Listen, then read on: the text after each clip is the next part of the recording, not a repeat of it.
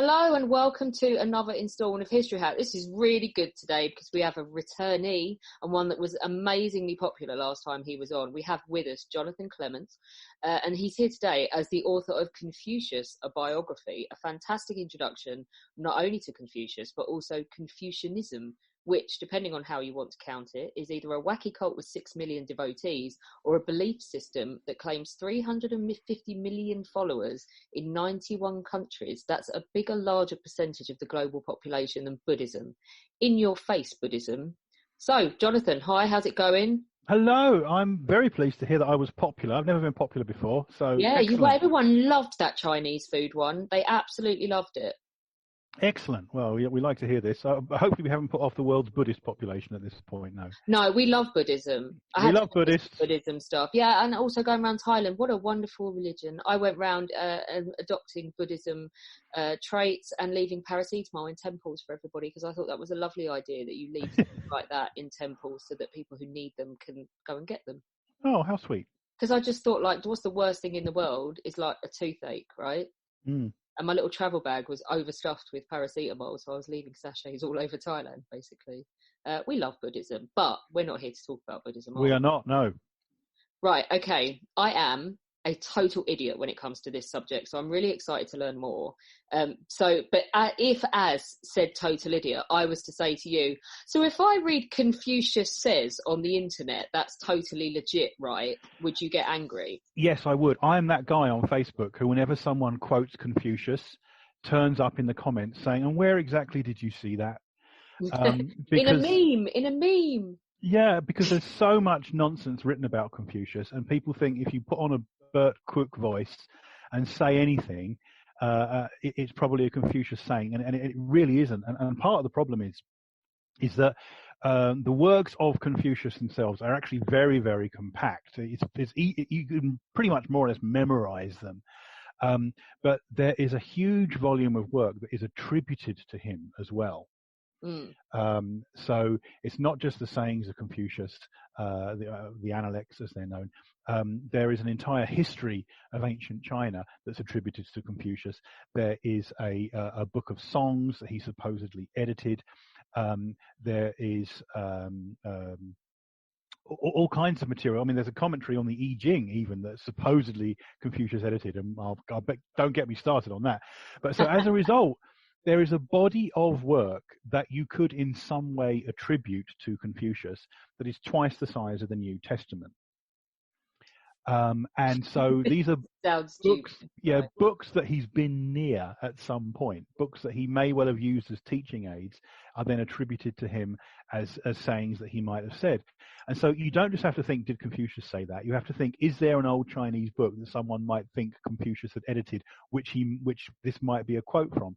And there are all kinds of things like, may you live in interesting times, which are not even Chinese at all.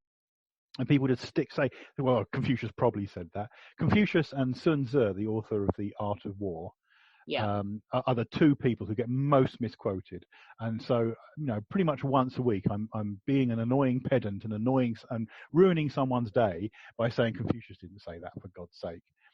But then that, to be fair, I do that every time someone from, I don't know, some National Front style political thing posts a picture of war graves and says, they died so that we could be overrun with foreigners. And it's like, well, those are French war graves for a start. But yeah, we don't do crosses. So sucks to be you. But yeah, sometimes pedants need taking down. So who is Confucius and when does he live? Because I don't even know that. He's about 500 BC, isn't he? That's right, yes. He was flourishing around the 5th, 6th century BC. I should probably actually know when he died, which was about 481 BC. To be fair, you're so busy getting rid of the misquoting idiots online that you can be forgiven. Yeah, well, the thing is that the most famous of the books that he supposedly edited or oversaw in some way is a book called The Spring and Autumn Annals. And that suddenly stops in the year 481 BC, when he would have been about 70 years old. Okay, so that's a fair assumption. Yeah, so we're looking at a Bronze Age figure who lived in China before China existed. I mean, basically, you have this idea of the Son of Heaven. You have this central sovereign, but he rules a very, very small area of territory on the Yellow River. And over the years, his ancestors have sort of, this is the son of heaven, not Confucius, his ancestors have parceled out land to their descendants.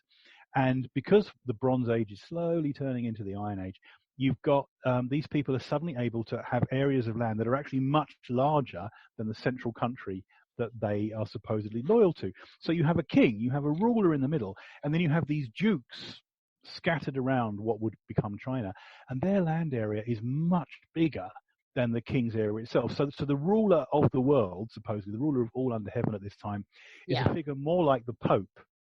He has a sort of spiritual power, but he doesn't really have, he's got a kind of diminishing secular power. And the dukes are really coming up. And after Confucius died, in fact, China descended into the state of civil war, where the dukes proclaimed themselves kings. And ultimately, in the 3rd century BC, one of those kings proclaimed himself to be the first emperor. And that's when you get the first emperor of China, and the first concept that China is one big country, not a bunch of little ones. So that's the time that Confucius lived in, and he did not see himself as some kind of religious figure. He didn't see himself as an innovator in any way. He saw himself as a preserver of ancient traditions. And so the question that he would ask is, you look at the world, you look at the ancient legends when everyone's immortal and they're all, throwing thunderbolts and stuff and living for 300 years. And the Chinese tradition has this idea that things were always better in the past, and today is somehow some kind of shitty version of the way things were. And Confucius said, okay, well, if that's the case, what went wrong? What did humanity do wrong to leave us in the shitty situation that we are now, and what can we do to reclaim that? How can we return humanity to this kind of golden age that the legends talk about? And he had this idea in his head that it was all about ritual, that as long as you went through the motions correctly, you would have correct posture, you would know the right songs, and that would mean you knew the right knowledge. Everyone would know their place in society, and harmony would kind of creep out like a virus until it took over the whole world, and you'd have a truly harmonious society, at which point people would live longer, people would be happier, there'd be no need for wars and stuff like that. So everything about Confucius's philosophy was based on this idea that we could create a perfect world if we just behaved in the correct manner. And so the regulation of behavior is really what distinguishes Confucianism, if that makes sense. It does, and it's already starting to take shape for me, which is brilliant. So this is Confucianism. Is it a religion, and is he like the equivalent of Jesus in China? The Jesus comparison is very apt, because at the Paris Peace Conference in 1918, the Chinese were desperately trying to get Shandong back from the Germans, because the Japanese had taken Shandong from the Germans, and Wellington Koo, who was the delegate at the Paris Peace Conference, said, "Well, Shandong is the holy land of China because it's where Confucius was born." And so he deliberately tried to kind of play this Israel card with the other great powers to suggest that Confucius was some kind of religious figure in China. And strictly speaking, Confucianism is not a religion. Confucius did not see himself as a religious figure. He did not see himself as someone that needed to be worshipped. Of course, over the centuries, he has become worshipped, and Confucianism has, in a sense, been adopted, or was adopted, as the Chinese imperial state religion. But Confucius, very famously, did not speak of supernatural things. He refused to talk about the afterlife. He said, I don't know. I'm not going to know till I'm dead, so let's not talk about it. Let's deal with the here and now. So it's an incredibly secular set of beliefs, and there's really no place in it for numinous notions or thoughts of gods or thoughts of the afterlife. So Confucius talks about showing respect for the ancestors, and this was misinterpreted by the Catholic Church as worshipping ancestors. Yeah. But actually, Catholic Church getting it wrong. Getting it wrong. Imagine. So there's this. But when he talks about worshipping your ancestors, what he means is venerating them, is showing a respect for your elders, because you must always defer to your elders. And so the religious angle is much more difficult to kind of stick together. I mean, I went to a Confucian school. I didn't go to a Confucian school, but I visited a Confucian school. That would be so cool if you... That would be weird, wouldn't it? There's a school in Shandong where they actually teach like posh Chinese children. They give them what they call a Confucian education. And someone said to me, so, would Confucius approve of this? And I said, no, he wouldn't approve of it for a moment, because, they're worshipping him like a god. There's a little shrine to him, and he wasn't up for that at all. Although, the figures that you quoted for Confucianism, yeah, there are 350 million people who describe themselves as adherents to the Confucian value system, but they are not religious. There's only 6 million people who actually worship him like he's some kind of deity, which is why there are kind of two sets of numbers for how big Confucianism actually is. I like this guy. He's talking sense. So if what you're saying then, let's talk about the principles of Confucianism. Yeah. The overriding principle is don't be a dick. And there's a lot of people that could learn from this right now.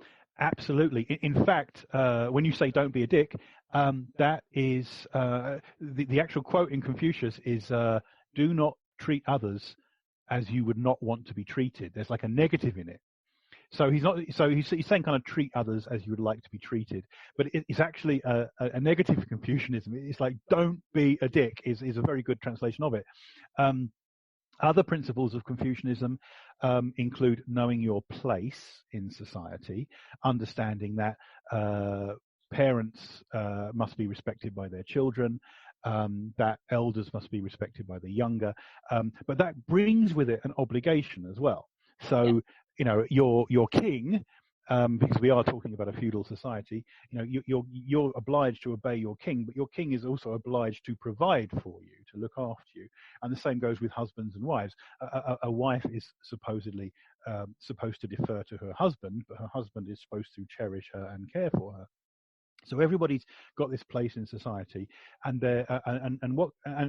remember that Confucius didn't say this is Confucianism, because he didn't regard himself as an innovator in any way. He regarded himself as an interpreter of these traditions. So he just said, this is the way that people are supposed to behave. This is how we achieve harmony. So he didn't think of this as some kind of radical, new development. He was just trying to get people to behave in the way that supposedly everybody's ancestors had behaved before the world turned to shit. I really like this guy. Good. I'm glad I'm selling him to you. It's true though, isn't it? It's like, I'm no big deal. I'm just telling you, don't be a dick. Yeah. I try this on Twitter and end up with all kind of crazies in my face. Go on. Well, Confucius himself, in the Bronze Age equivalent of Twitter, he ended up with all sorts of crazies in his face as well. He was not particularly well liked in his time. So you have this kind of odd situation where if you read about Confucius and the way he was received in his lifetime, he was generally ignored. He was an expert in ritual. He was an expert in ceremony. He was a great political mind. But that kind of backfired, because a lot of rulers of these various kingdoms that made up China at the time were absolutely terrified if they hired him as a consultant and disobeyed his suggestions, that they would look like dicks. So he couldn't get arrested in China. There is supposedly one of the dukes did put him in charge of a town for 3 years, and supposedly everything went really well in that town when he was in charge. And supposedly he was quite a high-ranking minister in the state of Lu, which is Shandong, where he came from. But the state of Lu was quite corrupt. It suffered this Brexit-level catastrophe when a bunch of basically corporate robbers took over and brought the state down for their own ends. And so he actually went into exile, and he spent much of his later years, in fact, most of the Analects, which is the sayings of Confucius, come from his later years, when he's basically wandering around China trying to get hired as a political consultant and being told to piss off by people all over China. So he went through this terrible period of kind of in the wilderness, I mean, literally in the wilderness, before things started to improve later in life. And things started to improve later in life because some of his students got hired as political consultants. So people started to say, okay, well, this guy Confucius, he really knows his stuff. He's got a fantastic grasp of how to run a state properly, but we don't want to hire him. He's kind of too high level. But his student, Zelu, he's really cool. We'll hire him instead. So some of Confucius' students started to get picked up as political consultants in these various states. And so he was kind of rehabilitated in old age. And, by the end of his life, he was in a position of some respect. But he basically had very little opportunity to put his philosophies into direct use during his own lifetime. So you mentioned women in terms of you're supposed to be nice to your husband, but that your husband's supposed to be nice back. Is he quite good on gender from our perspective thousands of years later, or is it again a reflection of a feudal society? Well, that's a difficult question to answer because as you so eloquently put it, we're dealing with 2,500 years ago, so attitudes are very different, and it's a silly, an unreasonable thing to do to try and impose our values on a society 2,500 years ago. However, that said, there are ways of bringing women into the argument that Confucius didn't bother to do. Okay. So, for example, Sun Tzu, the author of The Art of War, I've translated The Art of War actually for Robinson. I think it was Robinson. It might have been Constable or Robinson. It was one or the other. And there are some very sexist moments in The Art of War because when you talk about deceiving someone, you use very gendered phrases in classical Chinese. So you say, be coquettish like a woman, and then when he's not looking, punch him in the face.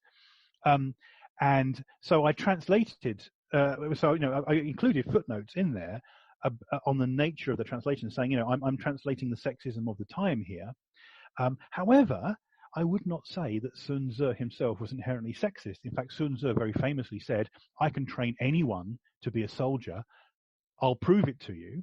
And he got a bunch of women from the harem of one of the kings of China, China was going to be, and he trained them up. He drilled them as soldiers. So Sun Tzu was open to the prospect of women having some kind of capability beyond that of being a daughter or a wife or a mother. Confucius did not bother with that at all. He had his mother was quite a powerful figure. He was raised by a single mother, in fact. His father died when he was very young. He had a disabled brother. It's a very kind of modern background.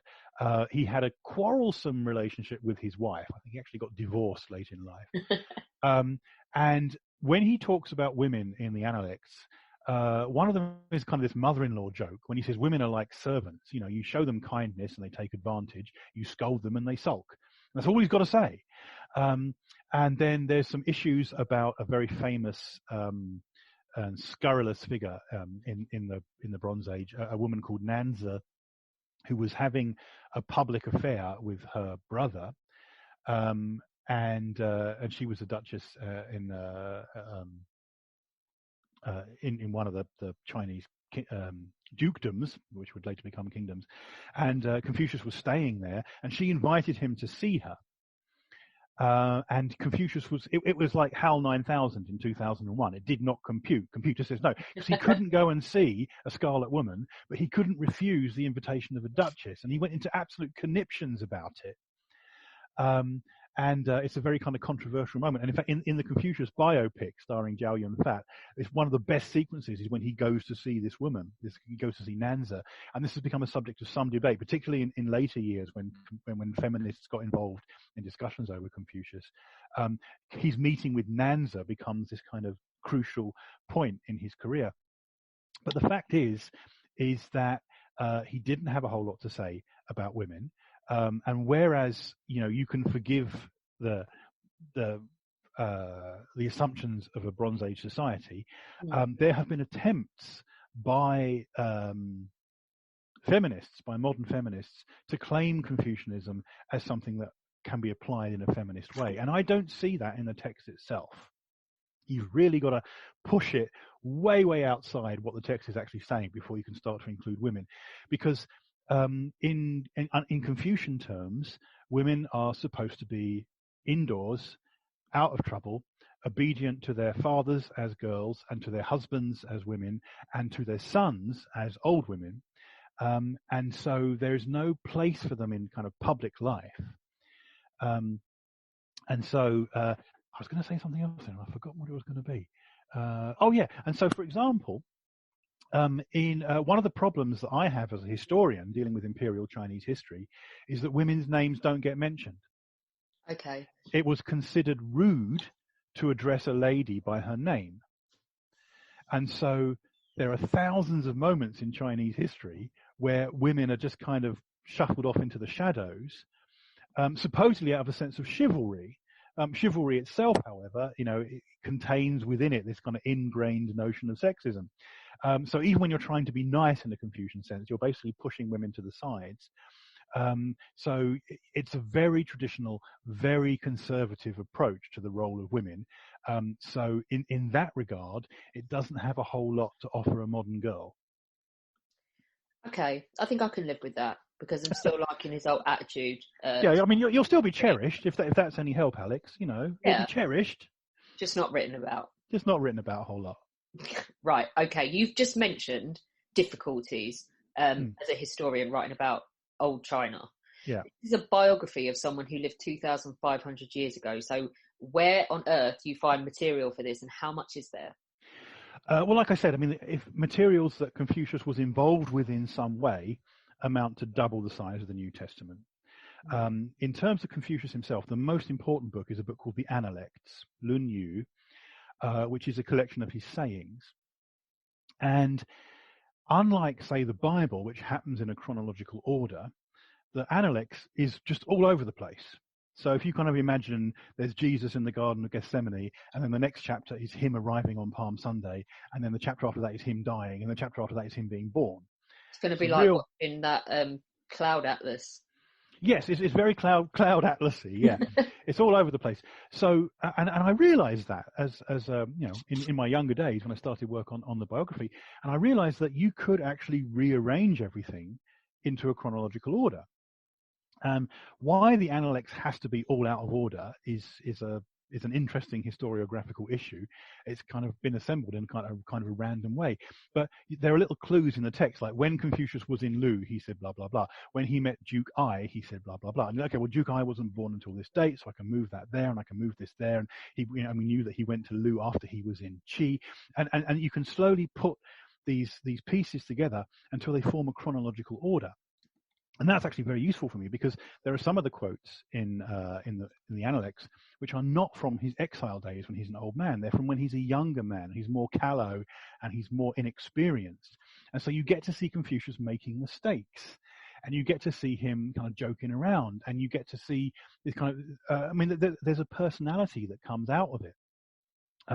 Which is which is helps you to create a life of somebody. Because sometimes with historical figures, you only have the facts of what they did. With Confucius, we don't really have a whole lot of facts about what he did because he didn't do a whole lot. But we have conversations that he had, and we have people slagging him off as well. There's a book called The Spring and Autumn of Master Yen, which was believed to be a forgery for many, many centuries. And then in the 1970s, a copy of it was found in a Han Dynasty grave, and it was realized that this was actually old enough to be a genuine book. And it's about one of the ministers in one of the countries that Confucius visited, just slagging him off all the time, saying what an arsehole this Confucius is. He turns up, he thinks he knows everything. He tells us that we're sitting on the wrong way on our mats and our food's not right and our songs are wrong. He's just a dick. And it's just, it's like 100 pages of what's wrong with Confucius. So you get to have these great arguments that kind of come out of the text. And when you put them all in and shuffle them around, you get a story that's, a human life. And that's, fantastic fun. I was surprised at how funny he can be. you actually have him cracking jokes. Is that normal? No, it's not normal. The jokes are there in classical Chinese. You can see them, but classical Chinese is a very, very terse language. If you think of Latin times 10, you say the subject of a sentence, and if the subject doesn't change, you never mention the subject again, and you go on for 3 pages, and you may have forgotten what that sentence is about. And if you've lost the first page where you say what the subject is, you don't know who's talking. So it's a very terse language, but when you unpack it, you can see humor. Confucius was, particularly later in life, when he kept on failing, he became very sarcastic and very sardonic. And so he was given a speech once, and there was a heckler in the crowd who said, Confucius, you don't really seem to know any single subject. You just think you know everything. And he's like, oh, I'm sorry, maybe I should just be a chariot driver then. Fuck off. And it's incredibly, immediate and funny. But the thing is that because he's held in such reverence by the Chinese, because he's achieved this very iconic, godlike status, no one wants to talk about him arguing with his wife, falling out with his son, failing in any way. And so those kind of stories get edged away from the record, but they're definitely there in classical Chinese, and I'd certainly try and bring them out, because I think he's not just this iconic figure. He's a real man. He was a struggling teacher with a very modern kind of upbringing, with the kind of things that he had to deal with. In a way, he's got this, he's raised by a single mother, his disabled brother, a teaching career that doesn't quite go the way he wants to, nobody likes him, he loses his job. He's got all of these, very real problems in his life, and that helps explain the kind of person that he became. You're talking about how the Chinese revere him now and how that affects how people want to discuss him and talk about him. Mm-hmm. If we were going to boil him down into a nutshell as to what he achieved in his own lifetime, what do we end up with? Almost nothing. In terms of his own philosophy, that he was a political consultant and he was there to run countries for you, he basically couldn't get arrested. In a didactic sense, in the sense that he saw himself as a teacher, he created the curriculum that the Chinese would basically use in their civil service exams for the next 2,000 years. I mean, literally. If you were taking, in 1904 or 1905, when the man who would become Chairman Mao sat down to take the last set of civil service exams in China, the questions were on the works of Confucius. And that is an incredible achievement in Chinese history, but also a terrible flaw in Chinese history. I mean, one of the reasons that China was so badly treated in the 19th century is that they were still clinging to these kind of Bronze Age ideas of what constituted a school curriculum. Yeah. But, so if you want to call Confucius a politician, he was a complete failure. You want to call him a teacher, he established the entirety of the Chinese curriculum for the next 2,000 years, although there are some caveats attached to that, which I think we might get to, because it took a while for people to accept that it was worth listening to Confucius. So looking at the book, Confucius dies a little past the halfway mark. Why do you do that? And why is there so much I think you've just answered this in part, why there is so much to say about him after he dies. Well, so here's the thing. When he was born, supposedly his mother dreamt of a unicorn. And the last entry in the Spring and Autumn Annals, which is the history of his state of Lu, is him being called away to consult on a cryptozoological matter. They found some weird creature, and it's a unicorn. Oh. And Confucius weeps, and he says, "Oh, for who have you come? For who have you come?" And this is a subject of great debate among Confucians, because some people believe so the idea of a unicorn, of a jilin, if you know Kirin beer, it's the thing on the Kirin beer label. The idea of a unicorn in Chinese tradition is that you see it when a sage is about to be born, when a great sage king will arise. Okay. And so when Confucius finds a unicorn, and he's in his 70s and he's weeping because he's not going to see it. He knows that the great sage king is going to arise in China, but he's not going to see it. And so everything he's been waiting for, he's going to die before he sees the promised land, kind of thing. That's one interpretation. The other interpretation, which is one that the Chinese really ran with, was that Confucius was himself the sage king. Yeah, he's himself, but not rising until after he dies. He's the uncrowned. Sima Qian actually calls him the uncrowned king. And so when he sees the unicorn, he knows he's going to die, and that's why he's crying. And so what you get in Chinese historiography, well, firstly, after the death of Confucius, China just turned to absolute shit. There was no sage king at all. There was a absolutely massive period known as the Warring States period. The clue's in the name. And China was just plunged into centuries of civil war, and it ended with the rise of the first emperor, Qin Shi Huang. And during that period, Confucianism fell way out of favor, or rather any sense of the traditional fell out of favor. Instead, what you got was a group of people called the legalists. And the legalists were the exact opposite of Confucius. They didn't believe in rewarding people. They didn't believe in a harmonious society. They believed in a society run on martial law. They believed in punishment. They believed in creating a society that was basically a massive agriculture, agribusiness designed to fund and supply a massive national army that would conquer the world. That's how legalism worked. And it was all about punishment, and it was all about torture and institutionalized corruption. One of the most fantastic things about the state of Qin, which was where legalism really took hold, was that if you committed a crime, you had to pay you could be imprisoned or tortured or mutilated in some way, or you could give the state a monetary value that paid that off. So you could be sentenced to 10 years hard labor, but if you could supply them with a slave to do the labor for you, or with the monetary value of a slave to do the labor for you, you'd be let off. And the state of Qin was quite open about this, because they said, well, we just want to make the state better. We just want to punish people. If we can punish you by taking your money, we'll do that. So the legalists absolutely hated Confucius, thought he was an absolute time-wasting witterer, and that everything needed to be run on frankly fascistic lines. And of course, the first emperor didn't last for more. He didn't make it to 20 years, and the first emperor's empire collapsed, absolutely fell apart.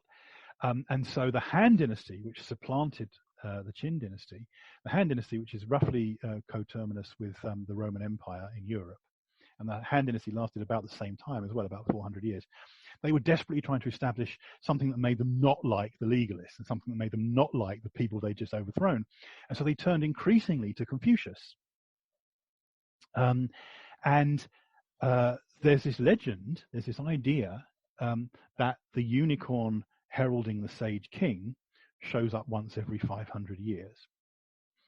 So as the 500th anniversary of the death of Confucius started to come around, there's all this kind of very, very pro-Confucian idea about, how we should deal with stuff and how we should run a state. And, maybe the sage king is that guy over there. Maybe it's this prince who's just been born. But of course, in order to have that conversation, you've got to say you believe in Confucius and you believe in this sage king.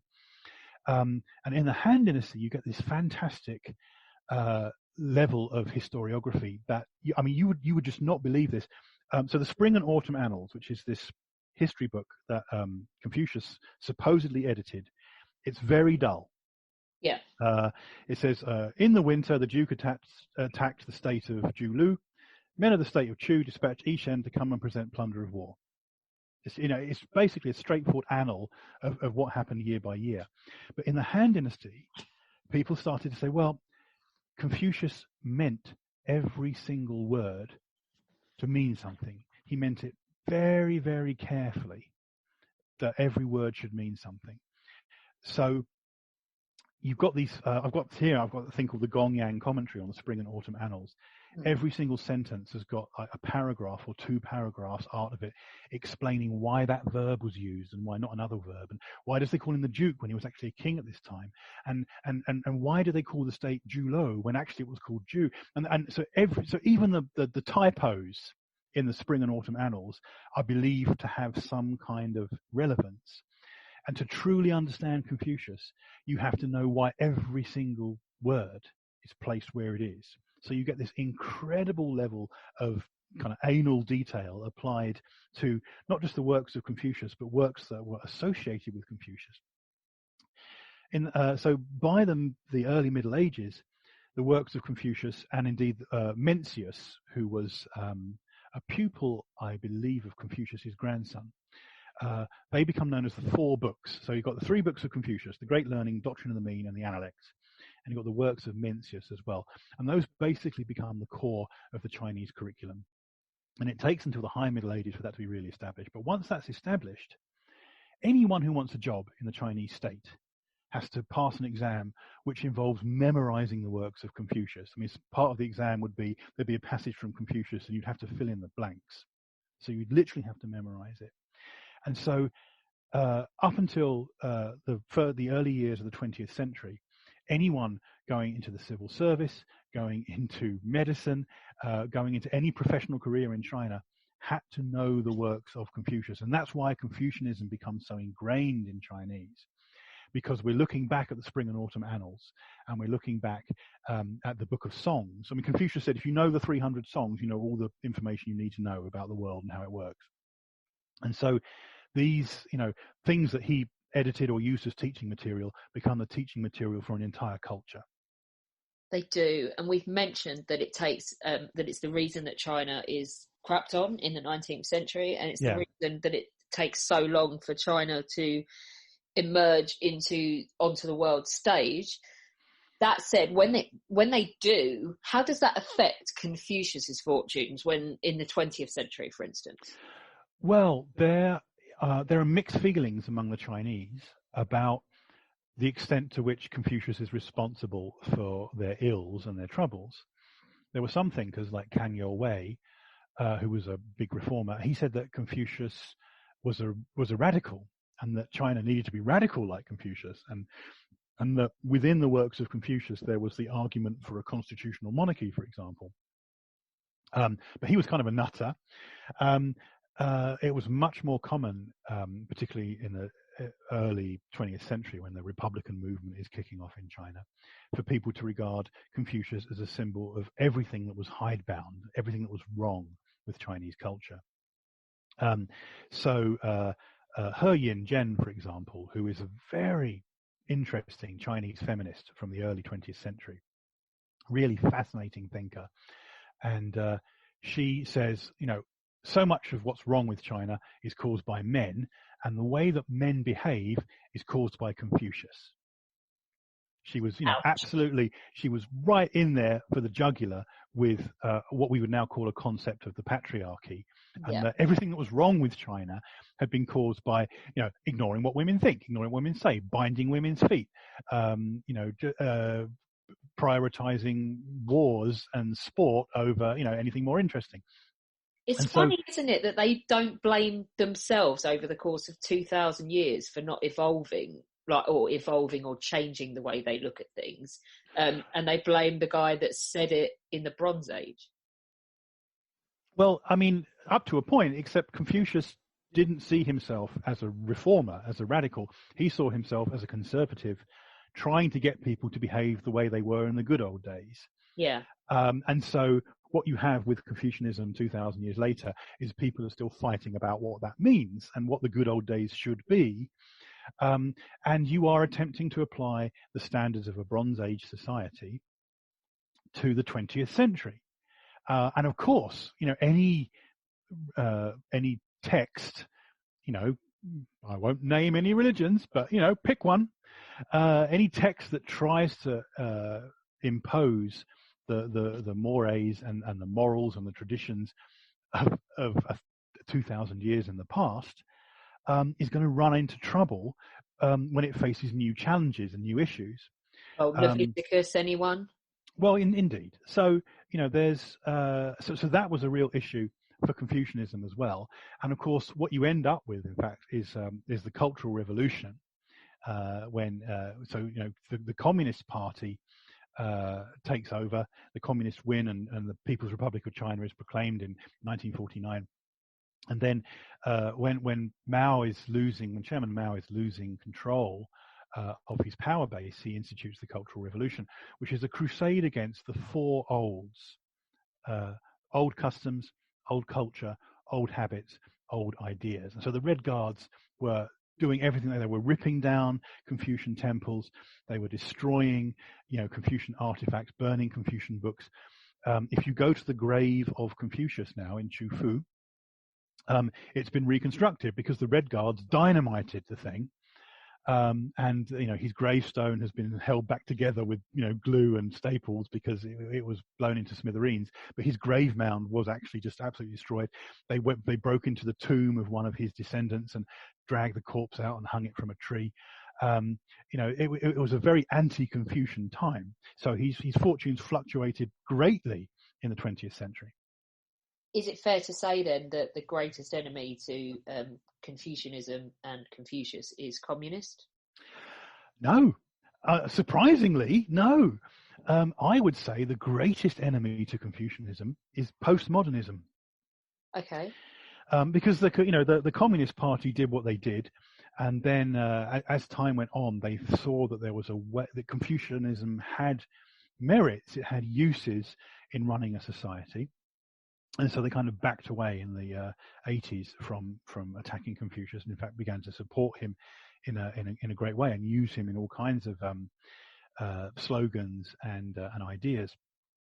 But postmodernists turn up, literary critics.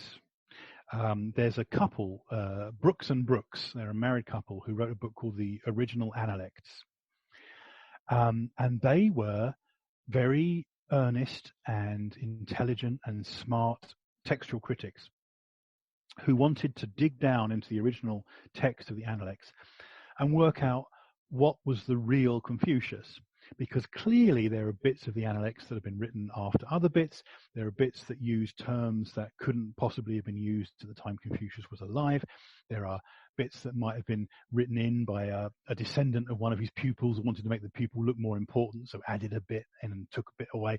So Brooks and Brooks delved into the Analects, and they tried to find what the original Confucius was. But they were so successful at saying, well, this bit was obviously written after he was dead, and this bit doesn't relate to Confucius, and this bit was copied from this other book. By the time they'd finished, there was only one paragraph left. Wow. Going through everything that Confucius had said in the Analects and cutting this away and cutting that away, there was only one passage from Analects chapter 4 that they believed contained any actual quotes from the man himself. And it is as follows. The master said, "He does not worry that he has no position. He worries about whether he is qualified to hold one. He does not worry that no one recognizes his worth. He seeks to become worthy to be recognized. The gentleman concentrates on right. The little man concentrates on advantage." And that's all that's left of the historical Confucius, according to Brooks and Brooks. And they're very persuasive as well. There's no reason to doubt them. So they said, so if a disciple asks a question, or if Confucius is in a particular country, it's probably the fact that one of the descendants of that school added that passage to make their master look good. Or if it's a particular country, someone from that country added that passage to make it look like he'd been to their country. So there's almost nothing left. And so this creates this very kind of postmodern issue, much like, did Shakespeare write Hamlet? The question then becomes, well, does it matter if he did or not? Because the text still exists. So what I would suggest is that regardless of whether or not you're going to follow the postmodernists down that rabbit hole and deny that any of it's genuine at all. One hell of a rabbit hole, isn't it? Yeah, it is. But the fact is that for 2,000 years of Chinese history, people have believed that Confucius wrote those words or Confucius said those things. And so therefore, the text still exists, whether or not you want to dispute its origins. The text is still there, and it's still a vital part of Chinese culture. It is indeed. he is experiencing a huge renaissance in the 21st century, though, isn't he? Yes, he is. Largely, we have the Communist Party to thank for this. But the fact is that Confucius, because he didn't talk about the supernatural, because he's not supposedly a religion, is a fantastic secular icon. And so in Singapore, for example, when the government of Singapore is looking for something that can unite all these different races in Singapore, but still be kind of Chinesey, they say, well, we can all agree that Confucius was cool, that he was a great thinker. Let's all behave in a Confucian way. After the fall of the Gang of Four and the rise of Deng Xiaoping in China, the Chinese took a page from the Singaporean, rule book and said, well, let's try that too. Let's discover Confucius as an icon that we can all agree on, about creating a harmonious society. So they started to run academic conferences that didn't call for the dynamiting of his tomb. And this culminated in 2005 with Hu Jintao, the leader of China, saying, we want a harmonious society. And so that has become one of the buzzwords of modern China in the 21st century. This idea that you shouldn't rock the boat, that you should just get on and try and cooperate with everybody, and that Confucius is this kind of icon that holds all Chinese people together. And it's a very handy smokescreen over the Communist Party itself. For example, every country, more or less, has a cultural outreach organization. We've got the British Council, and the Germans have got the Goethe Institute, and the Spanish have got the Instituto Cervantes, and I can't remember what the French one's called, but it's something French. And they're all named after these kind of iconic figures. People's Republic of China has the Confucius Institutes, which are scattered all over the world and are agents of Chinese soft power. So this is completely normal for any country to do that. However, the Confucius Institutes have created some controversy because they keep on trying to push a People's Republic agenda. If they were called Chairman Mao Institutes, people would probably understand more what their position is in terms of China's overseas cultural policy. But they're not. They're called Confucius Institutes, so they're kind of soft and fluffy and fun and not quite what you're expecting.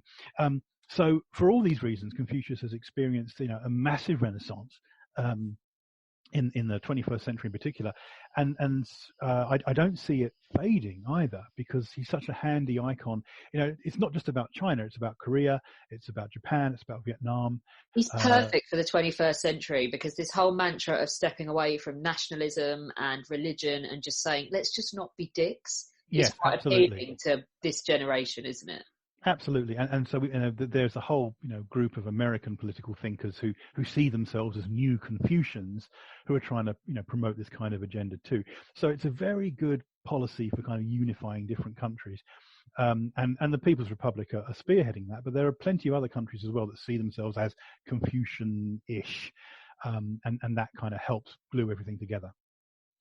One last question for you: what do you reckon the chances are that we'll uncover anything else that we know he wrote? Well, in fact, in our lifetime, there have been several discoveries of new Confucian works. In the 70s, in Ma Wong Dui, which is a grave site in Changsha in South China, they found a tomb belonging to an aristocrat, and he was buried with his library. And several of the books in there were books that no longer existed. The first emperor very famously burned all the books that disagree with him. And in fact, the works of Confucius were believed lost for a long time. And then it was only it was several decades later that they found them hidden in the wall in Chufu, in his hometown. And so most of our copies of Confucian works are descended from these books that were hidden in this wall.